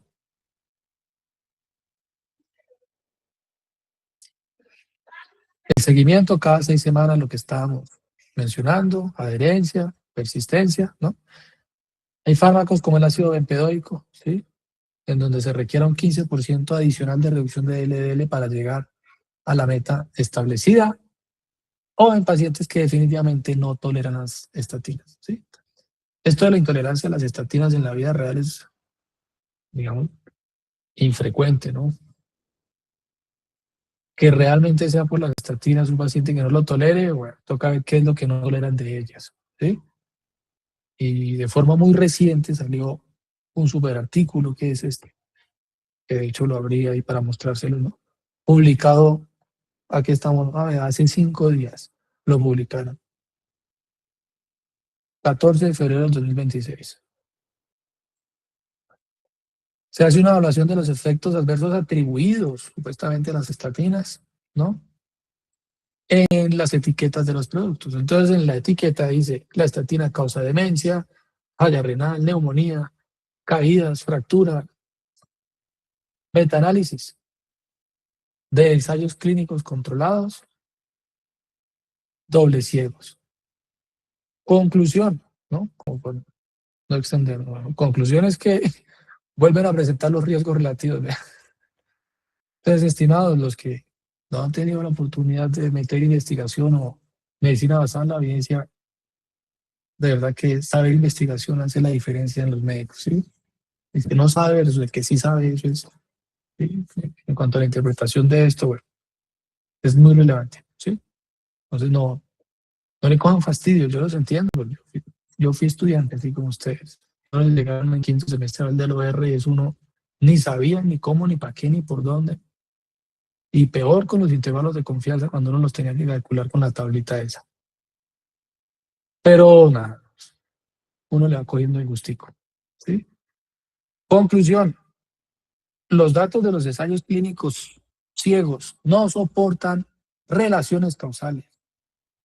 No soportan causalidad entre la estatina y la mayoría de condiciones, ¿no? Que se enlistan dentro de las etiquetas de los productos, como el deterioro cognitivo, la depresión, trastornos del sueño, la neuropatía periférica. A las estatinas le atribuyen estas cosas, ¿no? Y este estudio, pues, aparentemente muy bien diseñado, demuestra que no hay una asociación causal. ¿Listo? Muy bonito el estudio.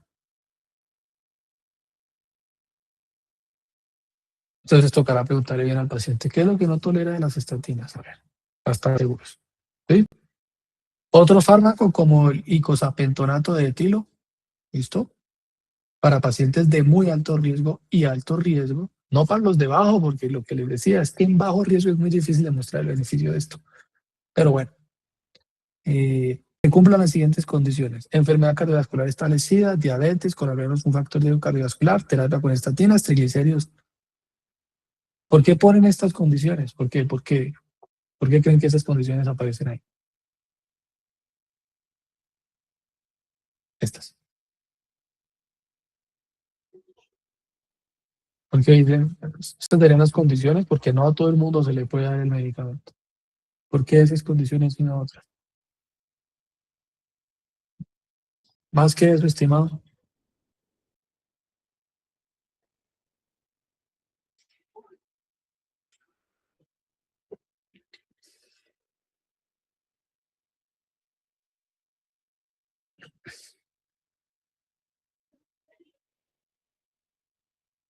¿De dónde creen que salen estas recomendaciones? ¿O no será que no se pudo cumplir la meta con otros medicamentos?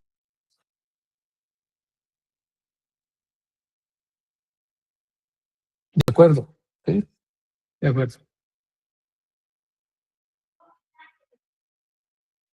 Es el paciente que necesita una terapia adicional porque necesita mayor control. Pero ese paciente tiene que estar con estatinas, ¿no? Tiene que tener enfermedad cardiovascular establecida o diabetes, porque si no tiene diabetes o si no tiene enfermedad cardiovascular establecida, de pronto ya no nos sirve el paciente. Y además de ser diabético, un factor de riesgo adicional, no solo la diabetes, sino diabetes y algo más, ¿sí? Triglicéridos por arriba de 150 y LDL entre 40 y 100. ¿De dónde creen que esos autores sacan estas recomendaciones?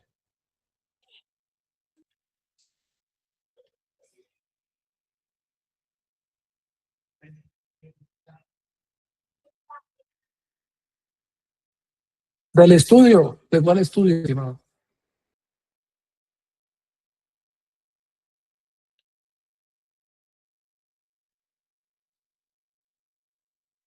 La guía es esta. Esta es la guía.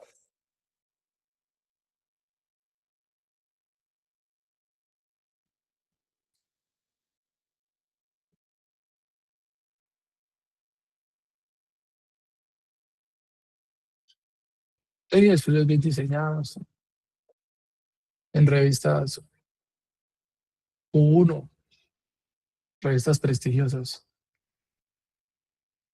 Nada más.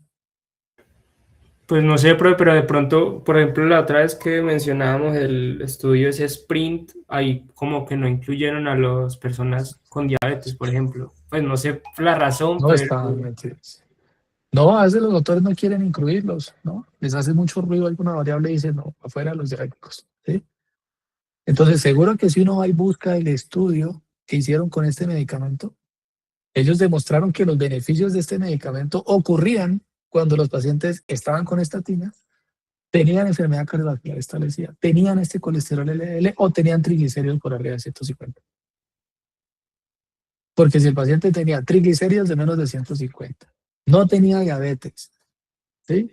No tenía enfermedad cardiovascular establecida, esa medida de asociación ya no los protegía. Pero para estas variables, de pronto la medida sí daba menos de 1. Entonces dicen, oiga, es que el estudio demostró que este medicamento tiene beneficio siempre y cuando el paciente tenga estas condiciones. Y como el estudio temporal sacaron a un par de pacientes, ¿sí? La recomendación saldrá según lo que encontraron con cada una de las variables del estudio, porque acuérdense que la medida de asociación se saca en un análisis multivariado. No es lo mismo darle este medicamento a un paciente solo en monoterapia que esto más estatinas. Y si el estudio de ellos demostró que el medicamento funciona es con estatinas y no solo, pues la recomendación será darlo con estatinas. ¿Me siguen la idea? Sí, ¿no? ¿O no? Bueno, no sé. Voy a asumir que sí. Este es el resumen farmacológico de las estatinas, los principios activos, su mecanismo de acción, las reacciones adversas, ¿no? Y recomendaciones de uso. Recomendaciones de uso. Como los mitos y las falsas creencias.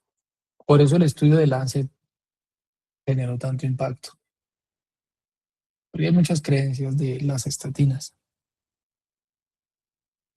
Depresión, ¿no? Ahí mencionaban trastornos del sueño, neuropatía periférica, etc, etc. Entonces hay que derribar un par de mitos. ¿Listo? Entonces esta tablita, pues nada, ahí queda en la clase para que cada uno a conciencia se la estudie, los fármacos que hay, los SIRNA, los PCSK, ¿listo? El ácido epidódico, el icosapentaenoato de etilo, que era el que estábamos mencionando, fibratos, esos son los fármacos. Ya vamos a ver con qué es que vamos a bajar la LPA. Este es el impacto que tienen las terapias en el perfil lipídico, ¿no? En el perfil lipídico. Entonces, estimado, vea, por aquí de pronto se encuentran nuevas moléculas, ¿sí? Porque si los fibratos me suben la LPA un 20%, pues los fibratos van a matar a este señor, ¿sí? Si las estatinas también las suben, pero la colega nos va a decir cuál es la relación entre esto y lo otro. Entonces, aquí estamos entre subirlas y bajarlas. Unos suben, otros bajan. ¿Qué problema? ¿Listo? Pero aquí un promedio de cómo se modifican las fracciones lipídicas con los fármacos. ¿Listo? Porque entonces uno sabe si quiere bajar más del 50% del LDL, pues tendrá que utilizar una estatina de alta intensidad. ¿Bien? Lo que decíamos, persistencia, número de días, continuo. No puede ser que es que, ay, no, el paciente no le entregó la EPS, no, tiene que ser persistente.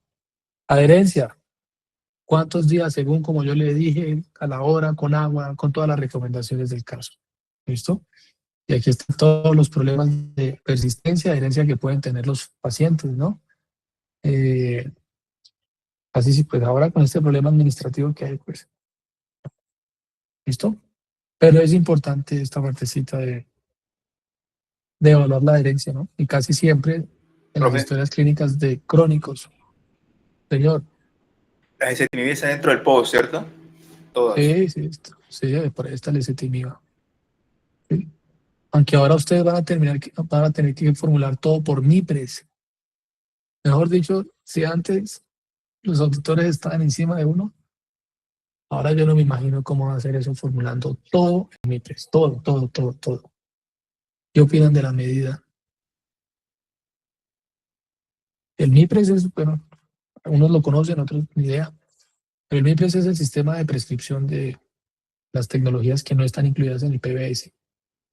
Entonces, cada vez que un medicamento no está incluido en el PBS, toca entrar a la plataforma del MIPRES por internet desde la consulta y llenar un formulario. Toca rezar que hubiera internet en el consultorio porque si no, toca llenar como 10 hojas a mano. ¿Listo? Pero ahora todo toca por MIPRES. Eso con un objetivo, de que los llamen y les diga, Juan Diego, ¿por qué está mandando tanto ezetimiba a todos? ¿O por qué ahora le formula tanto ácido bempedóico a todos? Entonces, para tenernos más controladitos a todos, ¿sí? Que no se nos vaya la mano con los medicamentos. ¿Bien? ¿Sí conocen MIPRES? ¿Saben de lo que les estoy hablando? ¿MIPRES? ¿No? ¿MIPRES? ¿Les suena?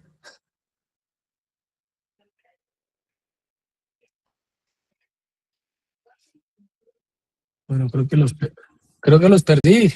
Puta, hasta ahora los pierdo todos siempre. Bueno, ahora vamos aquí MIPRES, ¿no? MIPRES, CISPRO. Es una herramienta tecnológica a los profesionales de reportar la prescripción de tecnologías no financiadas. Cuando no está financiado, va por aquí. La última norma dice, todo va por MIPRES, todo. No habrá nada que se deba formular por fuera de esto. El objetivo, saber qué formulan los médicos colombianos, cada uno de los médicos, ¿sí? Con sus nombres, con sus sellos. La única forma de que no los rastreen es que hagan la fórmula a mano o en Word y la impriman ahí en una hojita. ¿Listo? Pero si es por plan de beneficios, por aquí se tiene que ir el medicamento. Entonces, cuando ustedes se hagan médicos estimados, a ustedes les darán un usuario, una contraseña, y cada vez que necesiten hacer un MIPRES, tendrán que entrar acá a formular desde aquí. Se llama MIPRES porque significa mi prescripción, ¿no? Mi prescripción. Bueno, quedó claro ahí lo que era el MIPRES. ¿Preguntas, dudas? Estas son las dosis. Eso está en cualquier libro de farmacología. ¿Sí? Entonces, a estas dosis se logra esta disminución, ¿no? A estas dosis de medicamentos se logra esa disminución de los niveles de colesterol que estábamos hablando. Y esta es la última imagen. La última imagen. Que tiene que ver con el manejo de los triglicéridos. ¿Sí? Es muy fácil de analizar. Entonces, como ya estamos sobre el tiempo, pues entran a la guía y analizan el algoritmo para el manejo de la hipertrigliceridemia. ¿Listo? Usualmente van con fibratos, siempre, cuando está por arriba de 800. Siempre, siempre, siempre. ¿Listo? A todos, a todos. Y eso es por el riesgo de pancreatitis, ¿no? Aquí entre 150 y 500, bueno, uno la puede ahí gestionar entre el estilo de vida, los hábitos. Si el problema también es con el colesterol, entonces las estatinas. Si no lo logré solo con estatinas, pues le adiciono un fibrato a esa estatina. Ya saben que unas estatinas se pueden solo con ciertos fibratos. ¿Listo? Entonces esta imagen solo para que tengan ahí en el radar el tema de la hipertrigliceridemia. Pero no se les olvide que esto se modifica rápidamente con la dieta del estilo de vida. Bien. Las presentaciones ya. La atorvastatina, 10, 20, 40, 80. Ezetimibe, que solo tiene una presentación. Alerecumab, que solo es inyectado porque los biológicos solo se pueden por vía inyectada. ¿Sí? El Sirna. Fibratos, estos que tienen ciertas condiciones para su uso. Bueno, muy juiciosos, estimados. Quedamos a la espera el jueves de las mini presentaciones. Mini cápsulas se llaman.